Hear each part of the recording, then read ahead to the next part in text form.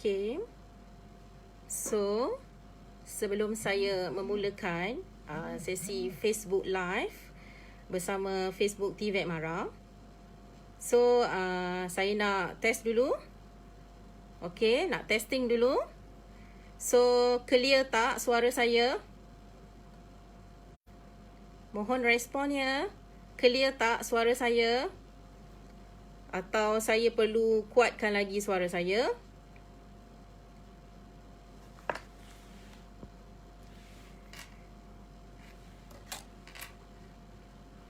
Okay, macam mana dengan saya punya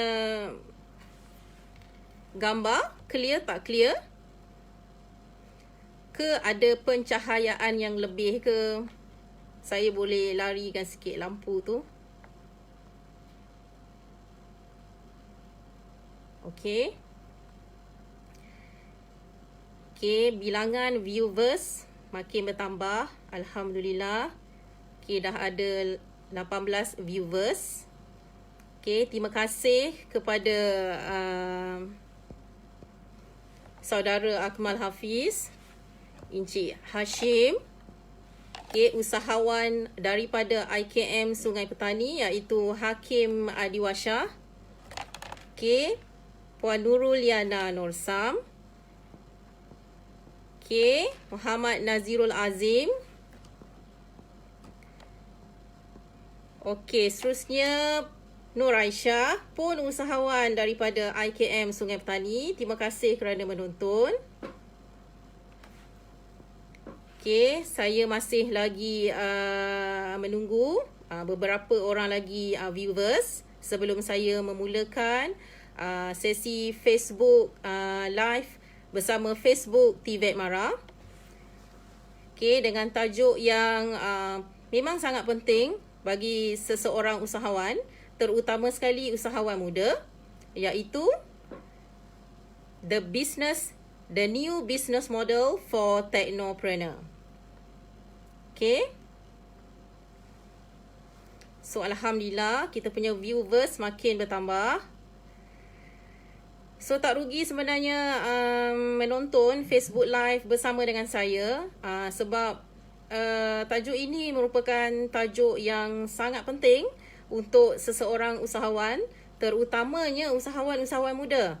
Okay, sebab saya dikabarkan terlalu banyak usahawan-usahawan muda daripada lepasan TVET Mara, dan juga ada juga usahawan-usahawan muda yang semasa dalam pengajian telah pun berkecimpung dalam dunia perniagaan. Okey, sama ada perniagaan tersebut daripada perniagaan keluarga ataupun perniagaan tersebut datang daripada inisiatif sendiri disebabkan oleh mereka ni mempunyai kepakaran dalam bidang masing-masing. Okey, terima kasih kepada Nurul Nazira. Waalaikumsalam. Okey, Farehan, Sally Sonata, K. Azri Azman, Cik Kis, Fikri Hakim, Muhammad Afiq Haikal. Memang rata-ratanya banyak usahawan-usahawan ni. Okay, student-student IKM Sungai Petani. Tapi saya juga menunggu student-student daripada IKM dan KKTM yang lain, khasnya untuk TVET Mara. Okay, dan alhamdulillah viewers makin bertambah. Okay, harap-harap makin bertambah dan bertambah sehingga ke hujung siaran Facebook Live bersama dengan saya. Okay, saya rasa tanpa melengah-lengahkan masa, saya ingin memulakan sesi Facebook Live bersama TVET Mara. Okay, bekas pelatih IKM. Okay, saudara Mizan Ali, terima kasih kerana menonton. Okay, beliau adalah rakan pensyarah saya yang juga antara pensyarah keusahawanan yang hebat sebenarnya. Okay, Hanis Rizwan. Okay, saudara Asyafirul. Okay, Muhammad Nasri bin Abdul Rashid, terima kasih kerana menonton Facebook Live bersama dengan saya. Okey, sebelum saya meneruskan dengan kupasan tajuk berkenaan dengan the new business model for technopreneur.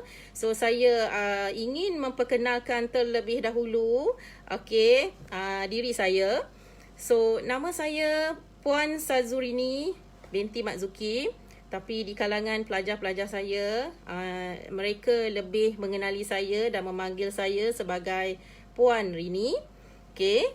Kemudian saya adalah pensyarah keusahawanan daripada IKM Sungai Petani. Okey, IKM Sungai Petani. Dan saya sebenarnya di IKM Sungai Petani memang aktiflah berkecimpung dalam apa-apa jua aktiviti-aktiviti yang berkenaan dengan keusahawanan di sana.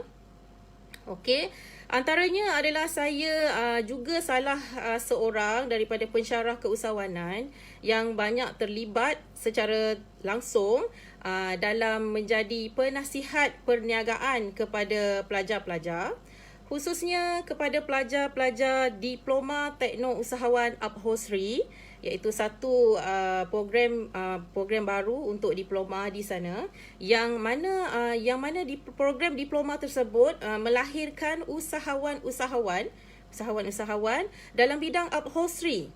Okey, dalam bidang upholstery seperti pengeluaran dan baik pulih sofa dan juga jahitan langsir. Okey, so secara tak langsung saya dan juga teammate saya di kalangan pensyarah-pensyarah keusahawanan berganding bahu bersama-sama dengan pensyarah-pensyarah teknikal yang mana kami diberi mandat untuk mendidik pelajar-pelajar daripada program Diploma Tekno Usahawan supaya menjadi usahawan berjaya. Okey, yang mana sebelum mereka tamat belajar, mereka perlu mencapai jumlah jualan sebagai KPI kepada mereka sebanyak 30K. Okey, alhamdulillah setakat ini progres untuk batch yang pertama tidak mengecewakan. Okey, banyak sales yang telah dibuat oleh pelajar-pelajar ini. Alhamdulillah. So, dengan ini saya teruskan dengan topik saya pada hari ini, iaitu the new business model in technopreneur. Okey, saya pasti ramai yang mungkin ada yang tahu, mungkin ada yang kurang pasti. Sebenarnya dalam menjalankan perniagaan, kita perlu ada business model. Kita perlu rujuk kepada business model. Okey, sebagai panduan kepada kita. Okey, khasnya kepada usahawan-usahawan muda di luar sana. Okey, apakah sebenarnya business model ni? Okey, pakar-pakar daripada negara luar, saya ada terbaca daripada website MBA, MBA.com, yang mengatakan bahawa business model ni sebenarnya adalah a plan for successful operational of a business, and then identifying sources of revenue, the intended customer base product, and details of financing. Okey, tu pepatah English mengatakan, memberikan definisi berkenaan dengan business model. Tapi business model daripada saya nak jelaskan di sini. Okey, sebenarnya business model tu merupakan satu perancangan. Okey, satu perancangan yang usahawan tersebut perlu bina. Okey, perlu bina. Tujuan dia memastikan kejayaan kepada perniagaan. Okey, nak mencapai kejayaan dalam perniagaan. Dalam erti kata lain, dalam maksud lain, sebenarnya model perniagaan ni adalah satu framework. Okey, framework ataupun kita panggil kerangka kerja yang usahawan tersebut perlu bina, bertujuan untuk mencari kaedah dan cara yang paling sistematik bagi mengemudikan perniagaan tu ke arah pencapaian matlamat syarikat. Okey, suka saya nak tekankan di sini sebenarnya adalah matlamat syarikat adalah untuk memaksimumkan keuntungan. Tak ada syarikat, tak ada perniagaan di luar sana yang menjalankan perniagaan hanya cukup-cukup makan sahaja. Cukup-cukup untuk membayar segala kos yang ada. cukup untuk cover kos bahan, cover kos peralatan, bayar sewa, bayar gaji pekerja, tidak terhad sampai setakat itu sahaja. Okey? So sebenarnya usahawan perlu memikirkan, okey, target untuk sale perlu ada. Okey, target untuk sale perlu ada, yang mana seboleh-bolehnya target yang dibuat untuk setiap bulan, untuk setiap tahun perlu lebih sebenarnya. Sebab itulah saya cakap tadi, usahawan perlu memaksimumkan keuntungan. Okey, jangan terlalu follow kepada target semata-mata. Kalau boleh generate lebih lagi income, sales untuk perniagaan masing-masing, go for it. Okey? Dan suka saya nak ceritakan di sini adalah sebenarnya dalam bidang akademik terlalu banyak business model. Okey, terlalu banyak. Hasil daripada bacaan daripada saya, lebih daripada 100 business model. Okey, antara business model yang top, okey, yang diguna pakai iaitu Porter's 5 Forces model. Kemudian ada Blitzscaling model, business model innovation.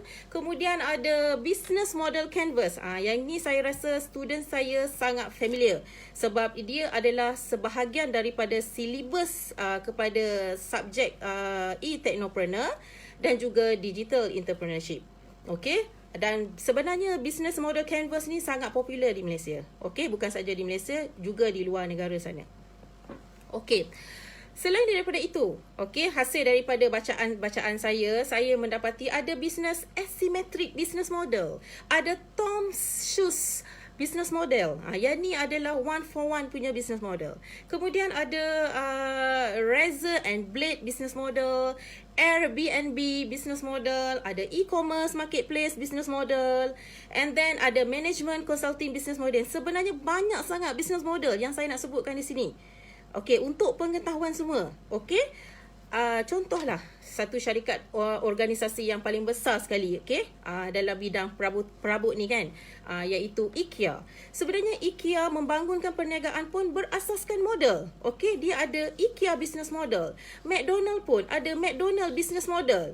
KFC business model. Okey, kalau kita dari konteks platform marketplace, kita ada Alibaba business model. And then seterusnya kita ada Microsoft business model, Apple business model, terlalu banyak business model.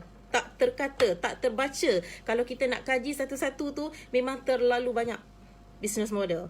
Jadi, kalau kita refer kepada organisasi-organisasi yang besar ni, mereka semua bangun dan berjaya berdasarkan business model. Okey, berdasarkan business model. Why not sebagai satu usahawan yang baru nak kenal dunia perniagaan, why not usahawan-usahawan muda, technopreneur ni perlu ada business model. Okay, so business model tu sangat penting. Dan saya nak tekankan di sini adalah business model dan business plan adalah dua benda yang berbeza. Business model adalah ringkasan daripada business plan. Okay, dia buat dalam bentuk ringkasan, kemudian dia buat dalam bentuk flow. Okey, ada macam flow chart sikit. Tetapi kalau business plan ataupun business planning, sebenarnya business planning ni adalah dokumen. Dia adalah satu dokumen yang menerangkan tentang specific aims yang hendak dicapai oleh satu-satu organisasi tersebut. Okey, so pendek kata di sini, okey, business model adalah penting kerana business model tu membantu usahawan tersebut memacu perniagaan, membawa perniagaannya ke arah yang lebih baik. Okey, seperti yang saya kata tadi, akan memacu ke arah pencapaian objektif ataupun matlamat syarikat. Yang mana matlamat syarikat adalah untuk memaksimumkan keuntungan. Okey? Itu baru definisi. Okay, so banyak lagi konten saya nak share dalam membina business model. Sebab saya nak pada hari ini, pada petang ni, saya nak berkongsi satu business model yang telah saya guna pakai, saya yang bina, saya telah guna pakai di IKM Sungai Petani, dan Alhamdulillah telah ada sampel yang berjaya, dan sampel tersebut memang dah sampai ke tahap dah buka kedai. Okay, sebelum saya meneruskan, mungkin saya boleh tengok apa-apa kemusykilan, persoalan yang ingin diajukan pada saya. So, saya akan bacakan di sinilah. Okey, Cik Muhammad Saleh, cikgu, apa konten yang penting untuk membina business model? Nanti saya akan tunjukkan dalam business model saya apa yang penting. Cuma dalam business model saya bahagikan dia kepada 3 fasa utama. Okey, fasa persediaan, fasa perancangan strategik dan fasa pengembangan. Dia ada 3 fasa tu. Nanti saya nanti Cik Saleh boleh dapatkan point daripada situ. Okey. Puan Nuruliana Nursyam, Puan, business plan atau business model ini adakah dibuat sekali ataupun akan ada perubahan? Okey. Kalau kita kaitkan dengan keadaan sekarang ni, keadaan COVID-19, dengan kita semua kena menempuh tempoh MCO dan PKP, sudah tentu ada perubahan terhadap business model tu. Okey, sebab macam saya katakan tadi, business model tu adalah business yang kita, model yang kita create sendiri. Jadi, kita yang faham tentang flow perjalanan sesuatu business model tu. Jadi, dengan itu, apabila berlakunya sesuatu masalah, sesuatu kecemasan yang kita tak boleh jangka, so mungkin ada part-part kat dalam business model tu kita kena ubah mengikut kesesuaian. Okey, janji kita punya business kena survive, teruskan survive. Jangan ada terputus. Katakan saya bagi contoh, dalam business model kita fokus lebih kepada offline. Okey, so kita terlalu fokus kepada kedai. So, why not bila dah berlaku PKP dan MCO yang begini, so kita kena fikirkan sesuatu untuk merubah keadaan tu, supaya kita kita akan ubah situasi daripada tak ada sale kepada ada sale. Jadi, mungkin sebelum ni kita ada buat dalam model kita tu lebih kepada offline, so kita kena ubahkan model tu sedikit menjadi offline. Menjadi online. Okey, daripada offline kena ada elemen-elemen online. Mungkin elemen offline tak sesuai sebab mungkin kita tak boleh keluar sesuka hati. Okey, kalau kita nak keluar kita kena pergi balai polis dan sebagainya untuk buat report. Jadi dengan itu kita ubah mengikut kesesuaian kita. Okey? Alright. So, saya akan bacakan lagi soalan Puan Siti, terima kasih kerana bersama-sama dengan saya dalam Facebook Live. Okey, Puan Siti merupakan pengarah daripada IKM Sungai Petani. Terima kasih Puan kerana Puan memberi sokongan kepada saya. Okey, seterusnya, apakah kriteria business model yang baik? Okey. Mungkin apabila saya terangkan berkenaan dengan model yang saya telah bina, okey, nanti mungkin tuan-tuan dan puan-puan boleh nampak apa sebenarnya yang penting dalam kita create sesuatu business model. Okey, sebab banyak benda yang penting yang perlu dimasukkan dalam business model. Kalau bagi saya, apabila saya nak buat business model, saya perlu bahagikan dia kepada 3 kelompok utama. Okey, dan dalam setiap kelompok ataupun setiap fasa tu, dia punya point-point di situ. Okey, saya mungkin tak dapat nak keluarkan dia dalam bentuk flowchart yang terlalu banyak, terlalu serabut, okey, yang memungkinkan saya sendiri nanti akan jadi pening untuk mengikut kepada model tu. Tak apa, nanti saya share bersama-sama dengan anda semua. So, jangan bimbang ya. Okey, apa kriteria? Okey, sorry, saya dah baca. Azizul Hakim bagi tips nak memajukan bisnes. Banyak tips sebenarnya nak memajukan bisnes. Bisnes apa yang telah anda lakukan. So, banyak sebenarnya tips untuk memajukan bisnes. Tapi tajuk tugasan saya pada hari ini adalah saya nak terangkan berkenaan dengan business model. Sebab business model ni sangat penting. Okey, sangat penting. Saya minta apabila tamat sesi live bersama dengan saya, kalau boleh, semua usahawan-usahawan di luar sana yang selama ini mungkin tak perasan tentang kepentingan business model. Jadi selepas ini mungkin boleh create business model sendiri berpandukan kepada business model yang saya cuba nak terangkan pada hari ini. Okey? Okey, Encik Irfan Muhammad, macam mana nak suit business model dengan digital dengan konvensional? Yang ni sebenarnya bagi pandangan saya, ini adalah kena ikut kesesuaian kepada bisnes tersebut. Kesesuaian, dan macam tadi ada soalan yang mengatakan tentang kalau tiba-tiba kita buat business model yang asal kemudian terpaksa berubah disebabkan oleh ada sesuatu yang berlaku, macam sekarang ni berlaku PKP, MCO disebabkan oleh COVID-19. Jadi kita sendiri sebagai usahawan boleh create, boleh ubah mengikut kesesuaian dan keadaan semasa. Okay, bukan bermaksud business model tu, okay, bila kita dah buat, okay, dan kita kena follow je business model tu tanpa berubah apa-apa pun, tak semestinya. Sebab business model tu adalah business model yang kita sendiri create. Okay? Okay, thank you rakan-rakan. Ramai juga rakan-rakan Facebook saya yang menonton siaran ini secara langsung. Dan Alhamdulillah viewers dah naik kepada 75.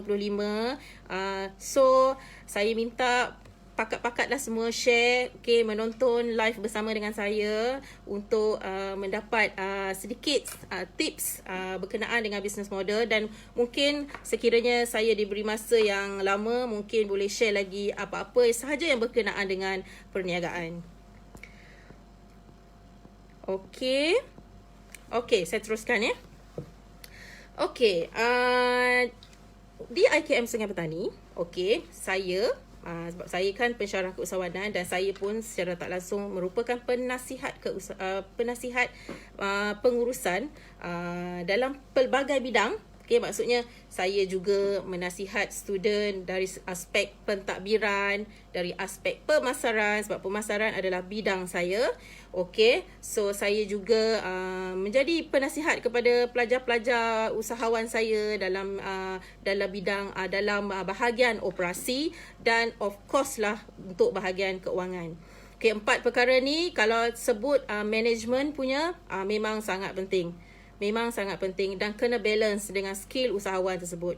Okey, apabila seseorang pelajar lepasan TVET MARA, okey, ataupun usahawan yang masih lagi belajar di dalam TVET MARA ni, okey, apa yang perlu untuk jadi usahawan adalah menyeimbangkan antara teknikal dan juga pengurusan perniagaan. Kenapa saya bercakap begini? Okey, kenapa saya berkata demikian? Sebab saya tengok ini hasil dapatan kajian daripada saya. Okay, saya lihat kebanyakan anak-anak Melayu kita agak kecundang, agak tewas dalam bidang perniagaan kerana mempunyai ilmu pengurusan yang agak kurang, terutama sekali dalam bahagian keuangan. Okay, keuangan adalah jantung kepada perniagaan. Okay, so at least kena ada record. Okay, kena ada record. So, 4 elemen ni sebenarnya ada dalam business model saya. Okay, saya memang tekankan 4 elemen ni dalam business model saya supaya pelajar itu nampak betapa perlu seimbangnya antara teknikal dan juga pengurusan perniagaan, management. Okay. Di IKM Sungai Petani, okay, apa yang saya buat dan apa yang saya amalkan adalah saya membahagikan. Okey, saya membuat satu model. Model saya ni bertajuk Entrepreneurship Execution Business Model. Okey. Sebenarnya saya punya model ni saya belum share lagi sebab model saya ni saya cuba untuk jadikan saya punya research. InsyaAllah mungkin saya sambung PhD, inilah saya punya research. Okey. kegunaan dia memang bukan untuk saya semata-mata. Saya mungkin boleh share dengan siapa-siapa, dengan student-student yang nak jadi usahawan, dengan kawan-kawan seperjuangan saya di kalangan pensyarah keusahawanan. Jadi saya telah membahagikan model ini kepada 3 fasa utama. Okey, 3 fasa utama. Hari ini saya tak dapat nak tunjukkan bentuk model Zoom. Apa yang saya boleh tunjukkan, apa yang saya boleh buat adalah saya terangkan. Okey. So, saya akan pergi satu demi satu. Saya akan explain satu demi satu berkenaan dengan model ini, iaitu model Entrepreneurship Execution Business Model. Okey. So, saya nak tunjuk. Ini adalah fasa yang pertama. Okey. Fasa yang pertama saya panggil fasa persediaan perniagaan. Okey. Ni khas kepada usahawan-usahawan baru, usahawan-usahawan muda yang baru nak berkecimpung dalam dunia perniagaan. Zero knowledge. Mungkin sebelum ni tak ada langsung background untuk business. Tak ada family business. So zero. So sekarang ni kepada yang betul-betul nak jadi usahawan, apa yang saya boleh ketengahkan adalah dari aspek persediaan perniagaan. So yang pertama, okey. So fasa pertama ni fasa pertama. Okey. Yang pertama, bakal usahawan muda ini perlu pilih terlebih dahulu produk dan servis yang hendak dipasarkan. Okey, sebagai contoh, okey, di IKM, di KKTM banyak sebenarnya program-program kemahiran yang ditawarkan. Okey, sebagai contoh, saya ambil contoh di tempat saya. Okey, kalau untuk jualan produk, biasanya pelajar-pelajar ini akan memilih produk. Contohnya, pengeluaran sofa, pengeluaran perabot. Okey, ini untuk produk. Sebab produk adalah benda yang boleh disentuh dan dilihat. Okey. Manakala untuk servis, okey, kebiasaannya di IKM Sungai Petani, kebiasaannya servis yang dijalankan di sana oleh pelajar-pelajar di sana yang menjadi usahawan adalah servis elektrik, okey, dan servis elektrik dan servis aircon pun ada, okey. So di sana apabila kita pelajar ini memang sudah ada kemahiran, memang dah belajar kemahiran tu di situ. Contoh saya sebutkan tadi di IKM Sungai Petani, memang dah ada kemahiran tersebut. Why not pilih bidang tersebut untuk dijadikan sebagai bidang keusahawanan. Okey, sebagai bidang keusahawanan. Saya rasa tak perlu fikir untuk buat benda lain. Sebab usahawan-usahawan, bakal usahawan pelajar-pelajar ini dah memang ada kemahiran. Okey, kemahiran tu penting zaman sekarang ni berbanding dengan akademik. So kemahiran ni yang boleh membantu untuk kepada pelajar-pelajar ini untuk generate income sendiri. So cara macam mana nak generate income adalah dengan menjadi usahawan. Okey, dapat banyak sikit duit lah maksudnya. Okey. So pelajar-pelajar ini yang pertama dalam fasa 1 sudah ada produk dan servis, dah tahu nak jual apa, dah tahu nak menawarkan servis apa. And then kalau boleh buat sedikit penjenamaan terhadap produk tersebut. Dalam planning dalam minda dah ada penjenamaan. Okey, penjenamaan terhadap produk dan servis. Okey, kalau di IKM Sungai Petani pernah satu ketika dulu menggunakan nama reka. Okey, so maksudnya macam itulah ya. Okey, so perlu ada penjenamaan terhadap produk masing-masing. Okey. Seterusnya seterusnya adalah ini yang paling penting.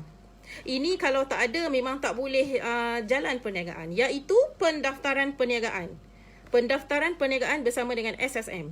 Okey, sekarang ni masih ada lagi skim satu pelajar, satu perniagaan yang ditawarkan oleh SSM. Justru itu, kelebihan kepada pelajar-pelajar ini adalah pelajar-pelajar yang masih belajar di dalam IKM, KKTM, boleh mendaftar perniagaan secara percuma. Okey, tanpa bayaran, one off. Okey, maksudnya lepas ni cukup setahun SSM mereka berusia, so mereka akan renew SSM tersebut, dan masa tu mereka kena bayar lah. Dan prosedur untuk register SSM sangat mudah. Okey, perlukan surat untuk surat pengesahan pelajar, perlukan kad matrik, perlukan IC. Itu saja. And then secara online pun mereka boleh daftar, dan terus pergi ke kaunter SSM pun still lagi mereka boleh daftar. Okey? Alright, seterusnya apa yang saya fokuskan dalam fasa yang pertama ni adalah penetapan misi dan visi. Yang ni penting. Okey, penetapan misi dan visi ni penting untuk memacu perniagaan seseorang usahawan. Kalau tak ada misi dan visi, sebenarnya dia buat bisnes atas sebab apa? Sebab tak ada hala tuju, tak ada misi. So, perlu ada penetapan misi dan visi. Okey. Seterusnya, modal permulaan. Okey, modal permulaan ni tak banyak lah. Okey, tak perlu nak kena pinjam modal daripada bank, daripada Mara. Hanya ada modal sikit pun sudah memadai. Okey. So, seterusnya, apa yang saya tekankan kepada pelajar-pelajar yang nak jadi usahawan untuk fasa 1 ni adalah asas rekod keuangan. Okey, saya akan ajar asas untuk keuangan. Pilihannya sama ada secara manual ataupun sistem. Sekarang ni kan sistem keuangan kan dah banyak kan, sistem perakaunan. Okey, kalau sistem perakaunan tu mungkin itu adalah satu yang lebih advance. Yang tu mungkin saya akan sentuh pada fasa yang ketiga. Okey, so untuk basic ni, persediaan ni, fasa 1, saya hanya sentuh berkenaan dengan asas rekod keuangan supaya memberi pendedahan kepada pelajar, supaya tahu tentang sedikit tentang istilah-istilah keuangan, apa yang penting yang perlu direkodkan dalam keuangan, supaya mereka ni lebih peka dan faham keuangan adalah jantung kepada perniagaan. Okey, seterusnya, yang ni adalah saya punya ramuan. Okey, yang ni special sikit. Dalam tempoh masa fasa 1 ni, okey, fasa 1 ni adalah 1 bulan. Okey, dalam tempoh masa fasa 1 ni, apa yang saya tekankan adalah asas pentadbiran, macam saya sebutkan tadi, asas pentadbiran, asas pemasaran, asas operasi. Yang ni yang paling penting. Asas dari segi undang-undang. Okey, sebab saya rasa pelajar-pelajar perlu tahu berkenaan dengan undang-undang perniagaan.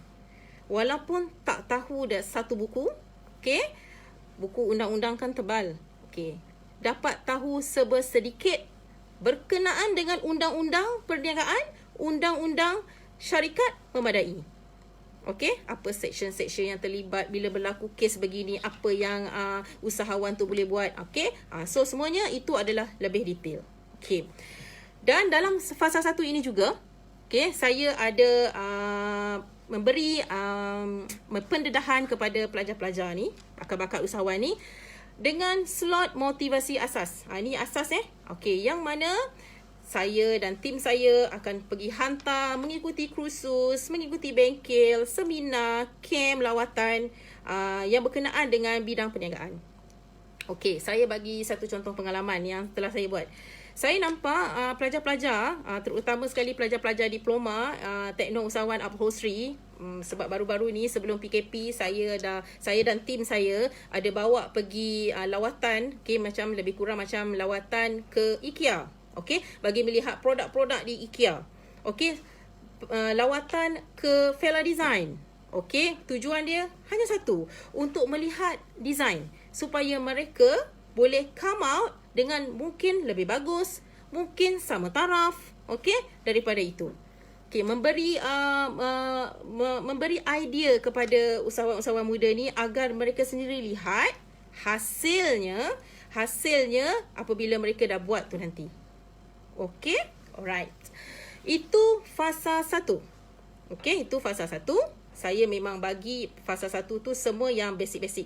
Perniagaan belum jalan lagi. Okey, perniagaan belum jalan lagi. Sebab pelajar-pelajar ni dia kena terima ilmu satu persatu.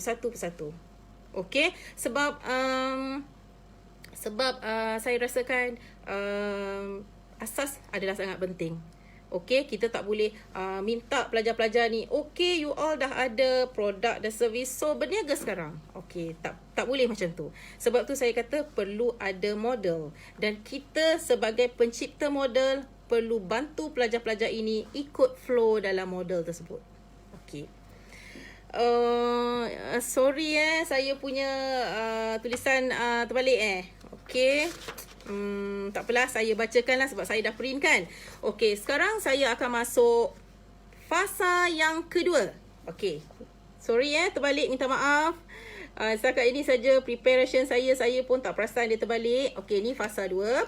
Okey, saya cakap fasa 2 ni adalah berkenaan dengan perancangan strategik. Okey, sebabnya perancangan strategik ni perlu. Okey, perancangan strategik ni saya lebih fokus kepada 4 P's. Okey, yang pertama, tadi kita dah pilih produk kan pada fasa yang pertama. Sekarang yang pertama dalam fasa yang kedua, kita kena identify USP. Okey, ni terms dalam keusahawanan ni, terms dalam marketing. USP adalah unique selling point. Okey, maksudnya di sini adalah kita sebagai usahawan baru, sebagai usahawan muda perlu identify produk kita tu. Okey, kita ada satu produk baru. Apakah keistimewaan produk tu? Yang mana produk tu kita nak bersaing dengan produk kat luar sana kan? So, apa kelebihan produk kita tu? Sama juga. Servis pun sama juga. Apa kelebihan servis kita berbanding dengan servis daripada tempat lain? So, yang ni kita kena identify. Pelajar-pelajar, usahawan-usahawan tersebut perlu identify. Okey, perlu tekankan dalam point USP, unique selling point. Okey. Seterusnya, dah ada produk. So, apa yang perlu usahawan-usahawan ni fikirkan? Harga. Okey. Harga banyak cara, pelbagai jenis cara penetapan harga. Okey, antaranya cara-cara penetapan harga. Penetapan harga berdasarkan kos. Okey, kita kira kos. Katakan contohnya kos 100, kita jual 100. So, kita dapat apa? Tak dapat apa. Dapat balik modal. Itu bahasa yang selalu kita gunakan kan? Dapat balik modal. So, ini nama dia adalah penetapan harga berdasarkan kos. Seterusnya, kita ada penetapan harga berdasarkan persaingan. So, kita kena tengok juga persaing kita. Kita takut nanti kita punya harga tinggi sangat. Okay, so kita kena follow, kena buat research, buat analisis, kena tengok juga kita punya pesaing. Pesaing kita letak harga macam mana. Okay, yang ketiga, penetapan harga berdasarkan kepada permintaan pelanggan. Okay, kita adalah satu level jualan harga kita. So, kalau ada pelanggan-pelanggan yang mohon diskaun dan sebagainya, minta dikurangkan harga, so bergantung kepada kita. Kita yang menetapkan penetapan harga sama ada berdasarkan diskaun ataupun berdasarkan kepada permintaan pelanggan. Dan yang keempat, yang ni selalu mana-mana tempat, mana-mana kedai, terutamanya nak dekat raya kan, buat sale hujung-hujung tahun, cuti sekolah, nak buka sekolah, buat sale baju sekolah kan, kasut sekolah dan sebagainya. So, ni kita namakan penetapan harga berdasarkan diskaun. Memang kena ada diskaun, kena ada promotion. Okey, promotion ni kita boleh buat dalam pelbagai bentuk. Sama ada promotion bagi diskaun, promotion bagi free gift, promotion bagi voucher dan macam-macam lagi promotion yang kita boleh buat. So, ada 4 tadi. So, 4 ni pelajar akan belajar dan akan identify yang mana satu yang akan menjadi pilihan penetapan harga bagi perniagaan masing-masing. Okey, seterusnya pengedaran. Okey, kat mana nak jual produk tu? Kat mana nak pasarkan produk tu? So, itu pun adalah satu perkara yang penting. Itu pun perlu penakkulan yang tinggi di kalangan usahawan-usahawan muda ni. Kena turun, pergi survey, pergi tengok location, tengok demografi dan sebagainya untuk memastikan sama ada produk yang mereka nak jual sesuai ke tak sesuai nak dipasarkan di kawasan tersebut. Okey, seterusnya, siapa nak beli? Okey, siapa nak beli merujuk kepada sasaran pelanggan. Pelanggan tu adalah kita punya pintu rezeki. Pelanggan yang akan beli produk kita. Okey, jadi kita kena dapatkan right customer, pelanggan yang betul. Walaupun kita jual, kita buat promosi secara offline, secara online, tapi pelanggan tu sangat penting. Kita kena tahu identify siapa customer segment. Okey, siapakah pelanggan kita? Okey. Seterusnya, usahawan-usahawan ini perlu ada satu jaringan perniagaan yang bagus. Jaringan perniagaan yang kuat. Terutamanya dengan pembekal. Yang ni memang saya tekankan. Dan kami tim keusahawanan daripada IKM Sungai Petani juga memang selalu bawa pelajar-pelajar usahawan semua ni untuk pergi survey dekat kedai pembekal. Okey, sebab berkenalan, berbaik-baik dengan pembekal adalah satu benda yang sangat penting, yang mana ini akan membantu memberikan networking yang baik terhadap bisnes mereka. Okey, sebab kadang-kadang ada pelajar ni, usahawan ni, dia mungkin tak berapa ada modal untuk beli barang, projek masuk kan. Jadi bila kita berbaik-baik, ada networking yang baik dengan pembekal, mungkin pembekal tu izinkan untuk ambil barang dulu, bayar kemudian. Itu penting sebenarnya. Okey. Seterusnya, promosi. Di fasa yang kedua ni, fasa kedua ni adalah fasa 2 bulan. Okey. Fasa yang kedua ni, pelajar-pelajar perlu membuat promosi secara aktif. Dan di sini saya memang tekankan promosi yang perlu dilakukan oleh pelajar-pelajar ini ada 2. Offline, online. Offline dengan business cardnya, dengan flyersnya, dengan templatenya. Okey, perlu diedarkan, diberikan kepada kenalan-kenalan rapat. Wajib dibuat oleh pelajar-pelajar ini. Dan yang kedua, sudah tentulah dalam promosi digital, platform marketplace dan sebagainya, platform online. Online pun penting untuk buat promosi.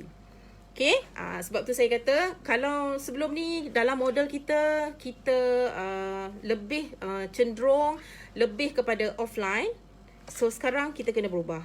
Okey, mungkin kita kena buat juga secara online.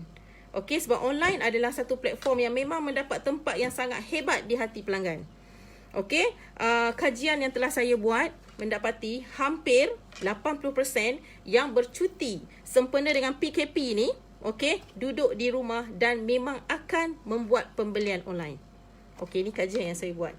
Okey, so menunjukkan walaupun PKP ini berlaku, tapi tidak membawa maksud usahawan tu pun duduk diam-diam di situ bersama-sama dengan PKP. Tidak semestinya. Okey. So seperti mana yang Menteri Pembangunan Usahawan kita cakap semalam, okey. Beliau kata, Datuk Seri Wan Junaidi berkata, usahawan-usahawan yang IKS, PKS sebenarnya perlu mencari model perniagaan yang bersesuaian. Dia sebut pasal model perniagaan. Perlu mencari model perniagaan yang bersesuaian daripada kebiasaan selaras dengan perintah PKP ini.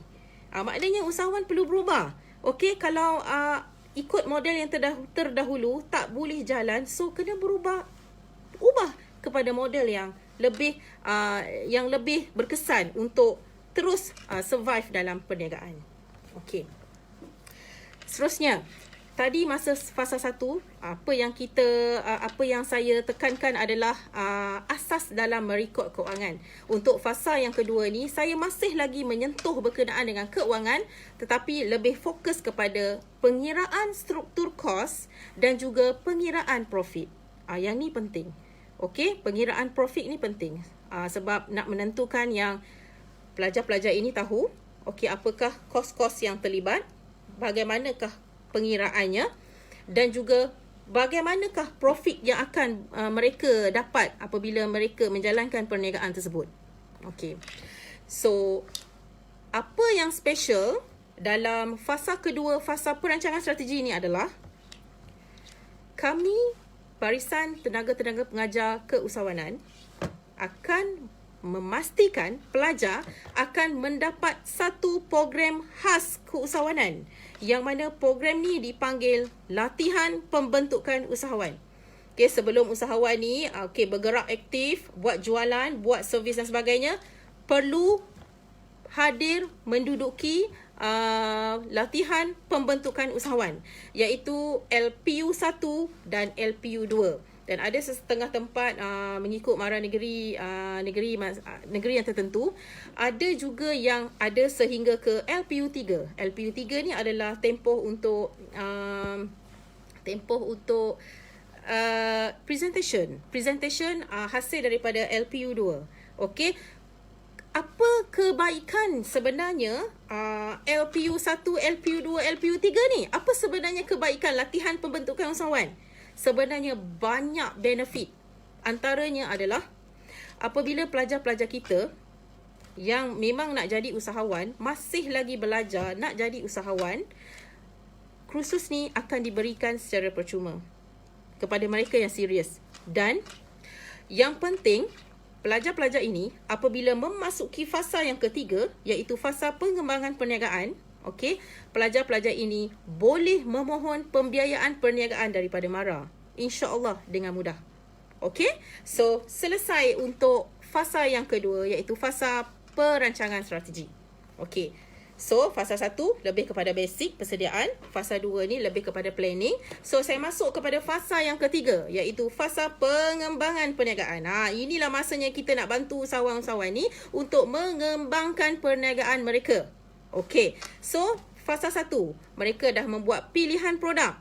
Fasa 2, mereka dah mengenal pasti USP produk masing-masing. So fasa ketiga, mereka lebih menjurus kepada pengeluaran produk dan penawaran servis. Okey, so ni fasa yang ketiga terbalik pula, saya minta maaf banyak-banyak terbalik, tapi saya akan explain fasa demi fasa. So ini fasa yang ketiga. So fasa yang ketiga, apa yang saya tekankan adalah pengeluaran produk dan penawaran servis. Terus keluarkan produk untuk jual. Terus dah buat penawaran terhadap servis. Okey. Apabila dah buat pengeluaran terhadap produk, dah boleh jual lah produk tersebut. Okey. So selain daripada itu, apa yang perlu difikirkan, diberi perhatian oleh usahawan-usahawan muda ni adalah dari segi bahan mentah. Sebab sebelum ni di fasa yang kedua, kita dah dedahkan dia, kita dah linkkan dia, kita dah buat networking dia bersama dengan pembekal. Okey, so sekarang ni dari aspek pengembangan perniagaan, mereka tidak mempunyai masalah lagi. Okey, mereka sudah dapat identify siapa pembekal, so mereka akan berhubung dengan pembekal secara direct. Okey. So, yang seterusnya, okey, dari segi penggunaan mesin dan peralatan, mungkin pada fasa yang ketiga ini, fasa pengembangan perniagaan ini merupakan fasa yang mereka ni dalam keadaan yang fresh mendapat ilmu, dalam keadaan yang fresh dalam merancang. So mereka dah bersedia untuk bergerak aktif dalam perniagaan mereka masing-masing. So buat permulaannya, okey, mereka akan mendapat kemudahan mesin dan peralatan yang mungkin boleh dipinjam daripada program masing-masing. Okey, so sebagai contoh untuk program UTU, okey, Diploma Tekno Usahawan Upholstery, okey, mereka ni dah semestinya usahawan. So di IKM Sungai Petani untuk program UTU memang ada menyediakan mesin jahit, okey, menyediakan kelengkapan peralatan-peralatan untuk pengeluaran sofa dan untuk baik pulih sofa. Okey, so insya-Allah dari segi mesin dan peralatan, saya rasa bukan setakat di IKM Sungai Petani saja yang komplit, di IKM dan KKTM yang lain pun akan ada mesin dan peralatan yang boleh diguna pakai untuk bakal-bakal usahawan ini. Okey. Seterusnya, apa yang saya tekankan kepada pelajar adalah kawalan kualiti terhadap produk. Sebab ini adalah fasa untuk mereka mengeluarkan produk. Jadi secara tak langsung, mereka kena keluarkan produk dan perlu menjaga kualiti ataupun QC, kawalan kualiti QC terhadap produk tersebut. Okey? So ini penting bagi memastikan, sebab hasil daripada tinjauan kita buat lawatan ke IKEA, buat lawatan di Fela Design. So, apa yang pelajar-pelajar ini boleh dapat adalah kualiti. Okey, apakah kualiti yang dia ingin hasilkan? Okey, adakah kualiti yang beliau, usahawan muda ini, ingin hasilkan jauh lebih baik daripada yang sedia ada di pasaran? Okey, so semua itu datang daripada fasa kedua tadi. Fasa yang mereka buat perancangan strategi dari segi USP, Unique Selling Point. Okey. Seterusnya, yang ni sebenarnya adalah resepi rahsia untuk kejayaan seseorang usahawan. bila kita membuat penawaran produk dan juga apabila kita buat pengeluaran dan jualan produk dan juga penawaran servis kepada customer di luar sana, apa yang perlu ditekankan di sini adalah perkhidmatan selepas jualan. Okey? Perkhidmatan selepas jualan adalah elemen yang sangat penting. Kita kena follow up balik customer kita. Okey, kena follow up balik customer kita sebab customer kita tu adalah kunci utama kita punya income kepada perniagaan. Jadi, ada setengah usahawan apabila pelanggan tu datang first time beli, lepas tu mereka takkan beli lagi dah. Sebab apa? Sebab after sales service kita mungkin teruk. Mungkin kita dah lepas tangan. Dia dah beli, so tak nak ambil tahu. So, perception macam tu adalah salah. Okey, kita kena sentiasa contact dengan customer. Nombor telefon customer jangan buang. Kena simpan. Okey, buatkan dia dalam satu WhatsApp broadcast supaya apabila ada apa-apa promotion yang ingin kita wawarkan kepada pelanggan kita, so kita akan wawarkan dalam grup broadcast tersebut. Okey, ingat ya, perkhidmatan selepas jualan adalah sangat penting. Okey. Seterusnya, pelajar-pelajar usahawan-usahawan muda ni, okey, mereka ni boleh memikirkan pula dari aspek pengangkutan dan penghantaran. Okey, di IKM Sungai Petani, kebiasaannya adalah mereka ni akan menggunakan perkhidmatan lori daripada luar. Okey, sebab mungkin kapasiti produk sofa tu terlalu besar. Okey, dan ada juga yang menggunakan kenderaan mara, okey, pick up mara. Okey, yang mana ini lebih fokus kepada produk-produk yang kecil. Okey, ada juga yang buat servis. Okey, saya bagi contoh khusus pipe di IKM Sungai Petani, ada juga yang menggunakan van MTS.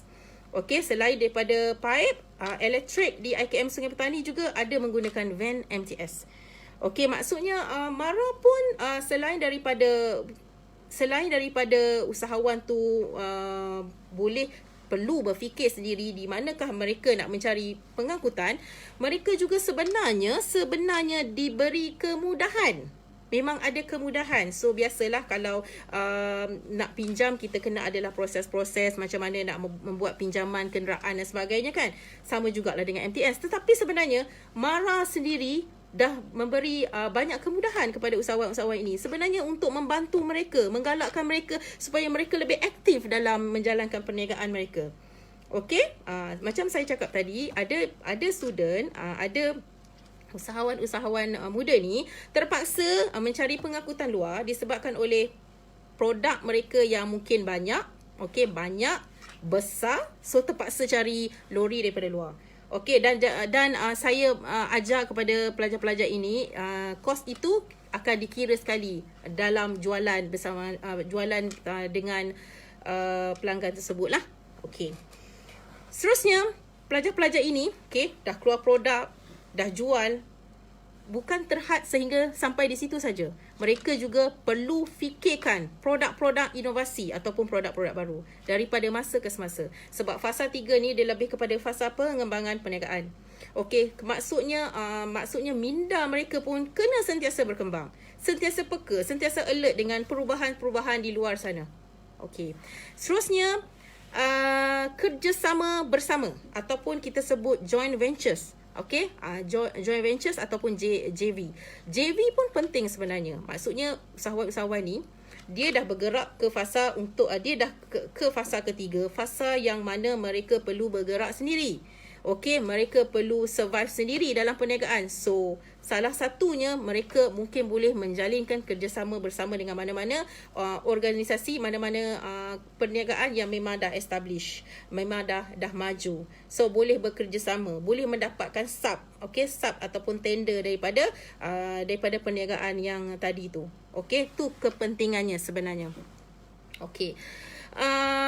Dalam fasa yang ketiga ni, kita akan mendedahkan lebih detail lagi, okey, berkenaan dengan keuangan. Yang mana dalam fasa ini barulah kita minta pelajar-pelajar membuka akaun perniagaan. Okey, sebab syarat untuk membuka akaun perniagaan adalah pelajar-pelajar ini mesti register SSM 3 bulan dan ke atas. Okey, so sesuailah dengan fasa yang 3 bulan ini, fasa yang ketiga 3 bulan dan ke atas, pelajar-pelajar ini dah boleh bersedia dengan sejumlah wang untuk membuka akaun perniagaan. Kenapa akaun perniagaan tu penting? Sebab akaun perniagaan ni perlu dan kena ada, okey, untuk membantu pelajar-pelajar atau usahawan muda ni supaya senang untuk mendapat tender ataupun projek sama ada daripada kerajaan ataupun daripada swasta. Okey. Seterusnya, yang ni rentetan daripada fasa yang kedua tadi. Okey, fasa yang kedua tadi adalah pelajar-pelajar tersebut akan diberi peluang untuk mengikuti program khas keusahawanan, iaitu latihan pembentukan usahawan. Okey, biasanya latihan pembentukan usahawan ni memang akan mengambil masa yang sangat lama, 2 minggu dan ke atas. Okey, jadi hasilnya, inilah hasilnya. Pelajar-pelajar ini boleh menggunakan sijil-sijil yang dikeluarkan oleh MARA negeri mengikut negeri masing-masing apabila mereka sudah tamat mengikuti LPU 1, 2 dan 3 dengan memohon pembiayaan perniagaan daripada MARA dengan mudah, insya-Allah dengan mudah, sebab saya ada sampel satu perniagaan pelajar yang saya telah berjaya hasilkan menggunakan model ini. Okey, dan alhamdulillah pelajar tersebut telah berjaya mendapatkan pembiayaan perniagaan dengan MARA dengan menggunakan sijil LPU tu tadi sebanyak lebih kurang 40k untuk set up beliau punya kedai. So itu keistimewaan sebenarnya. Okey, sebab MARA ni sentiasa mencari peluang untuk membantu usahawan-usahawan, terutamanya lepasan TVET MARA. Okey, lepasan TVET MARA. So dalam masa yang sama, okey, dalam fasa yang ketiga ni mungkin ada pelajar-pelajar yang dah tamat, yang nak hampir tamat dan nak keluar dah daripada kawasan institusi pengajian daripada pusat. So memikirkan di manakah yang tempat yang sesuai untuk mereka meneruskan legasi perniagaan. So jangan bimbang. Okey, kami juga akan bantu untuk memberi idea pembukaan premis baru yang bersesuaian di luar sana. Maksudnya sepanjang tempoh 3 bulan, selepas 3 bulan, pelajar-pelajar boleh memilih sama ada nak membuka perniagaan, nak memohon platform tapak daripada IKM tu sendiri, KKTM tu sendiri, ataupun mereka boleh memikirkan untuk membuka premis baru di luar sana. Okey, so sebenarnya banyak lagi poin-poin penting dalam fasa yang ketiga ni, fasa pengembangan perniagaan, sebab fasa ni adalah fasa yang sangat penting, sangat mustahak, sangat kritikal, sebab usahawan muda ini sudah mula membuat jualan dan menawarkan servis masing-masing kepada pelanggan di luar sana. Okey, kita ada lebih kurang 5 minit lagi. Saya rasa sikit sangat ilmu yang saya share pada hari ini. Terlalu banyak sebenarnya yang saya nak share, tapi masa tidak mengizinkan. Mungkin live selepas ini mungkin boleh buat lebih panjang lagi mungkin. Okey, sekiranya tempoh PKP ni masih lagi berlanjutan, mungkin insya-Allah ada masa, ada ruang masa, nanti kita akan berjumpa lagi.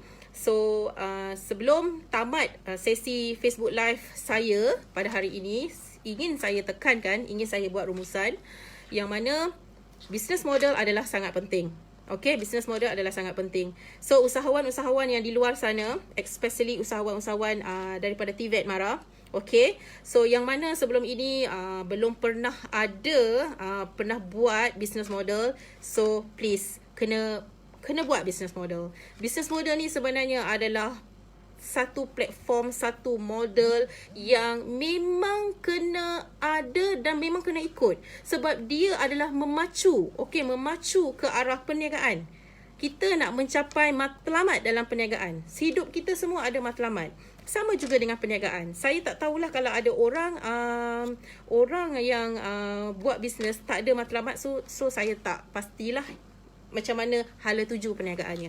Mungkin sebelum saya buat closing ni, saya mungkin boleh baca 1-2 soalan. Saya minta maaf sebab tak sempat nak tengok sangat soalan-soalan yang ada dekat sini. Okey, dan okey.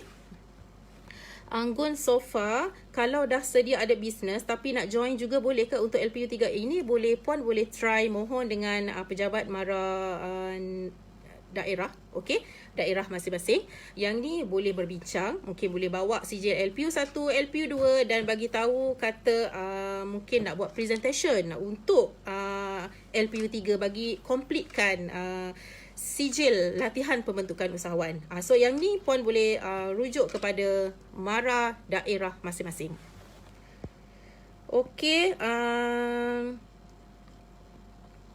Encik Ifan, macam mana nak tentukan harga barang bila kita tahu kita ada USP dan barang rate? How far we can go? Ini memang kena buat kajian. Okey, ini memang buat kajian. Dan kita pun sebenarnya kena tahu apakah item, bahan yang kita gunakan dalam kita punya produk. So, kita yang lebih mengetahui. Dan berapakah kos yang kita keluarkan, memang itu semua memang dalam pengetahuan kita. So, sebab itulah apabila harga barang kita agak mahal, mesti USP produk kita pun memang terbaik. Okey, memang produk kita tu memang produk yang terbaik. Semuanya adalah bergantung kepada kos. Kita tak akan keluarkan saja-saja, okey, USP produk saya ni adalah tahan lama. Okey, tahan lama yang tahan yang macam mana? Hanya kita je yang tahu. Okey, apabila kita buat promotion, buat explanation kepada customer, so kita je yang tahu macam mana kita nak jawab berkenaan dengan USP produk kita. Sebab itulah produk kita mungkin harga dia mahal di pasaran. Okey, Saudara Syukran Jamil, business model yang paling sesuai semasa PKP dan selepas PKP dalam keusahawanan TVET Mara. Okey, kita tengok juga pada produk. Okey, macam saya cakap tadi, kalau produk sebelum ni memang produk tersebut adalah selalu buat secara offline. Okey, so kena berubah lah. Okay, macam saya cakap tadi, saya dah baca satu artikel berita semalam, okay, dalam berita harian online, kita punya Menteri Pembangunan Usahawan dan Koperasi, Datuk Seri Wan Junaidi Tunku Jaafar berkata, semua usahawan-usahawan IKS, PKS kena berubah. Okey, kena ada model perniagaan lain. Dah tak boleh follow dah pada model perniagaan. Kena duduk kat kedai. Katanya kita kena kurangkan sikit bersentuhan. So, apa yang kita boleh buat adalah convert lah. Buatlah kepada online. Itu je kaedah dia. Online ni bukan semestinya barang tu dah ada orang beli online and then kena post kan. Tak semestinya. Kita pun boleh buat COD. Pun kurang juga sentuhan kan. Tapi kaedah tu kena fikirkan kaedah yang terbaik untuk membantu bukan setakat usahawan tersebut, okey, tapi membantu pelanggan juga mendapatkan barang yang kita jual. Okey. So, mungkin ada soalan terakhir kot yang saya boleh bacakan kat sini sebelum saya menutup. Sebab masa memang sangat mencemburui saya, mencemburui kita semua. Apa-apa pun, terima kasih terlalu banyak sangat komen dekat sini. Okey, sekejap ya.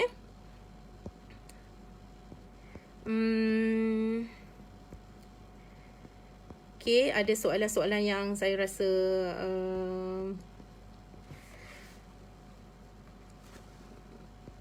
kejap Okey, mungkin saya tak sempat nak jawab dekat sini. Okey, sebab terlalu banyak sangat soalan, terlalu banyak chat yang berada dekat situ. Okey, so saya dengan ini mengucapkan terima kasih kepada pihak BKT Mara atas kesudian menjemput saya berkongsi sedikit saja ilmu saya berkenaan dengan the new business model for technopreneur. Okey, saya minta maaf kerana saya tidak ada sistem yang canggih untuk menunjukkan saya punya model. Setakat baca saja dan tiba-tiba bila saya tunjuk pula model saya ni ada terbalik sikit. So saya minta maaf. Okey, so saya minta maaf sangat-sangat. Okey, tapi saya harap segala point yang saya deliver pada hari ini, saya minta saya harap audiens semua dapat. Sekiranya ada permasalahan apa-apa, boleh PM saya di Facebook TVET Mara. Okey. Sekali lagi saya tekankan yang dalam perniagaan, business model adalah sangat penting. Dan ingat, business model bukan business plan. Okay. So, di kesempatan ini saya mohon kemaafan sekiranya terkasar bahasa, mungkin saya punya penyampaian saya ada tersasul ke, ada terlaju ke, so saya minta maaf. Okay, so kita jumpa di lain hari. Okay, salam Ramadan yang ke-9 daripada saya. So, terima kasih banyak-banyak di atas kesudian bersama-sama dengan saya di dalam Facebook Live, Facebook TVET Mara. Okay, saya nak jawab soalan yang terakhir. Mungkin ada yang ada kemusykilan nak bertanyakan berkenaan dengan keusahawanan dan perniagaan, boleh ke Facebook personal saya juga. Okey, so Facebook personal saya adalah Rini Sazurini. Okey, Rini Sazurini. Boleh add saya di situ. InsyaAllah apa-apa saja kita boleh berkongsi bersama-sama ilmu-ilmu keusahawanan ini. Bukan setakat saya berkongsi dengan pelajar saya saja, saya juga sanggup dan boleh berkongsi dengan anda semua di luar sana. So, jumpa lagi. Salam Ramadan. Assalamualaikum warahmatullahi wabarakatuh.